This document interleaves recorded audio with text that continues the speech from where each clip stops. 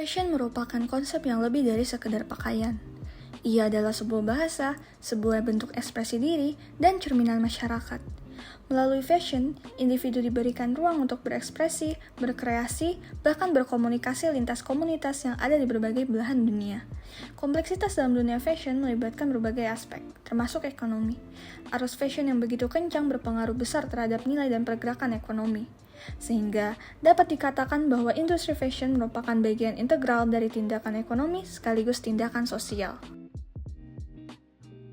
Ketika memilih, membuat, dan menggunakan produk fashion, seseorang akan terlibat dalam interaksi sosial yang beragam. Preferensi mereka cenderung dipengaruhi oleh nilai-nilai personal, harapan sosial, dan gambaran diri yang ingin mereka tunjukkan kepada lingkungan sosialnya. Kegiatan industri fashion menciptakan sebuah interaksi dan kerjasama antar individu, mulai dari pekerja pabrik, desainer, produsen, perusahaan, hingga pemasok bahan baku. Proses interaksi ini membentuk jaringan sosial erat yang melibatkan nilai dan aspirasi sosial yang memainkan peran penting dalam pengambilan keputusan yang berdampak pada produk dan praktik industri secara keseluruhan. Mengulik lebih dalam, fashion juga sering digunakan sebagai alat untuk bersosialisasi, mengekspresikan identitas, dan memperoleh penerimaan sosial bagi individu. Dengan demikian, industri fashion tidak bisa dipisahkan dari konteks sosial yang lebih luas. Untuk mengulas fashion dalam sosiologi ekonomi secara lebih lanjut, pada kesempatan kali ini, kami mengajak beberapa mahasiswa Fakultas Ilmu Sosial dan Ilmu Politik Universitas Gadjah Mada untuk mendiskusikan pemahaman yang lebih mendalam tentang kompleksitas di balik pilihan fashion dan bagaimana individu menavigasi dinamika sosial dan ekonomi dalam kehidupan sehari-hari mereka. Kalau role model aku sendiri, karena aku tuh suka banget nonton film-film tahun 2000-an, jadi role model aku tuh dari film-film romcoms yang 2000-an itu sih. Role model buat pakaian ada selebgram namanya Justin Lopez sama Jonathan Kirby. Cari. Udah. Kalau dari film mungkin yang 90s kali ya. Siapa ya? Siapa sih namanya? Leonardo DiCaprio. Yang pastinya ini sih selebgram yang berhijab di Instagram atau TikTok. Misalnya kayak Kak Yure Zalina, Kak Dianti. Terus masih banyak lagi sih, kan banyak ya hijabers selebgram gitu. Oke, kalau dari pemilihan pakaian tuh biasanya tentunya dari harga juga, dari style juga gitu. Jadi disesuaikan apakah itu adalah personality yang ingin aku tunjukkan ke orang-orang atau enggak gitu. Memilih pakaian yang pasti referensinya karena berhijab, jadi pastinya ambil referensi yang hijabers juga.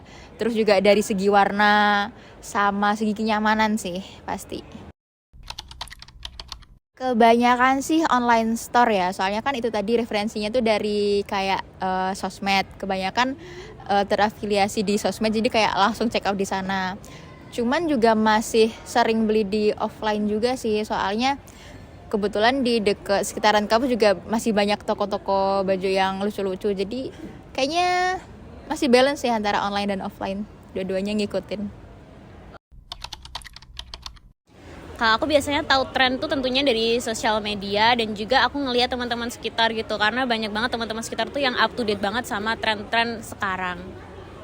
Oke, mungkin karena styleku lebih condong ke 90s atau ya old school gitu, mungkin stylenya terinspirasi dari Pinterest ataupun Instagram sih sebenarnya.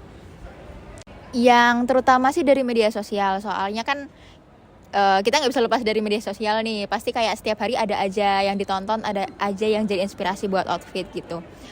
Yang kayak aku tadi bilang, dari selebgram yang seliweran, sama dari teman-teman juga ada pengaruh sih. Soalnya kadang apa yang dipakai sama teman-teman itu juga jadi menarik, jadi pengen ikutan beli.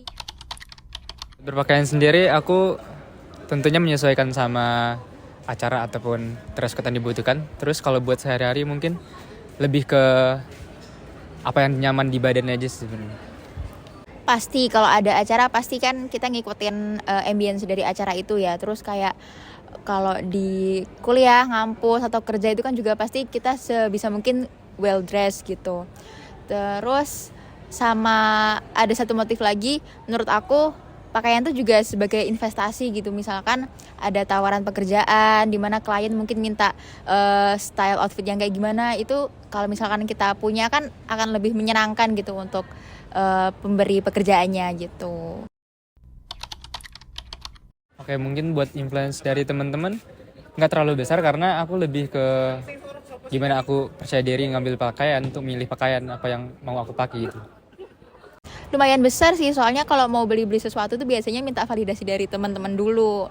Kayak bagus apa enggak, worth it atau enggak, cocok di aku atau enggak. Dan kadang kan teman-teman juga punya referensi outfitnya sendiri-sendiri yang bisa jadi masukan gitu. Terus kadang mereka juga misalkan udah pernah beli di toko yang sama gitu sih. Jadi lumayan berpengaruh sih.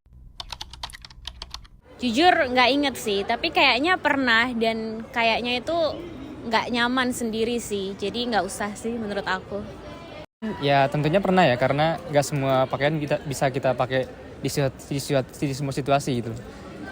Mungkin ya menyesuaikan sama kondisi dan situasi mau seperti apa.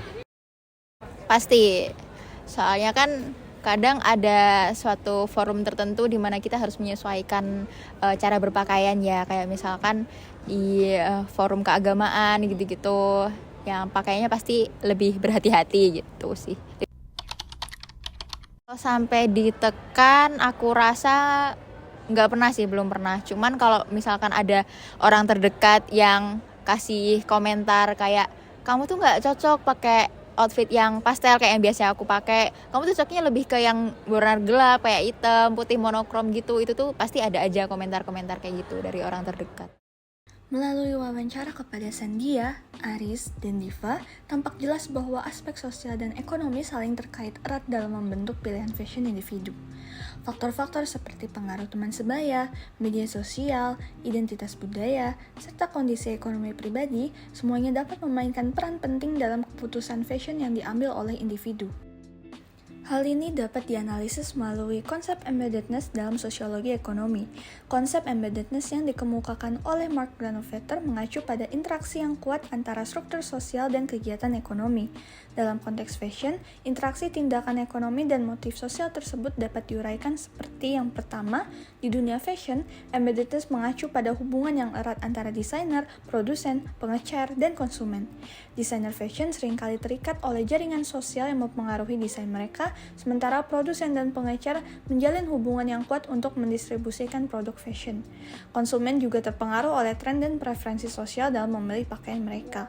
Yang kedua, dalam konteks ekonomi, embeddedness menyoroti pentingnya jaringan sosial dan kepercayaan dalam membentuk transaksi ekonomi. Misalnya, A membeli baju merek X terus-menerus karena percaya akan kualitas produk mereka. Kemudian, feedback yang didapatkan dari toko X adalah memberikan member card untuk diskon. Yang ketiga, konsep embeddedness dalam motif sosial dapat digambarkan dalam situasi, contohnya seperti sebuah kelompok pertemanan memakai baju setema agar merasa diterima.